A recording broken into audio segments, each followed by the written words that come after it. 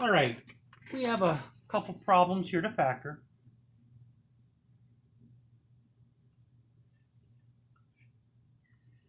Now, I don't know if you remember when we did this, when we multiplied, there were certain things that we multiplied and we only ended up with 2 terms, because normally we end up with 3 terms.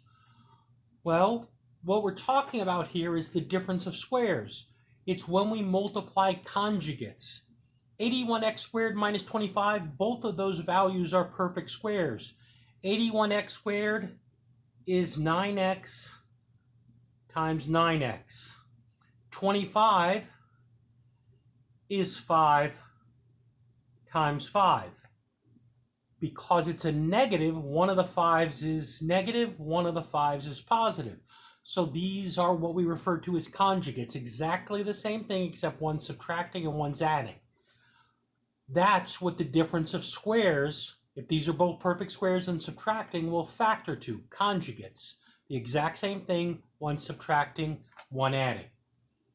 Now, this one is somewhat similar to it, but if you look at it closely, you will notice this one also has a common factor to begin with. 4 goes into both of these. So I could factor a 4 out first.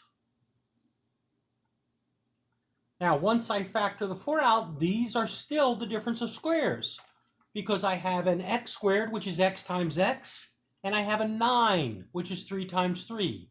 So this will factor, the 4 stays on the outside. X squared, we have an x, the 9, we have a 3 and a 3. One will be positive, one will be negative. So 4 times x minus 3 times x plus 3, those are the conjugates that make this, because the middle terms would cancel out, and that would be how that one factors.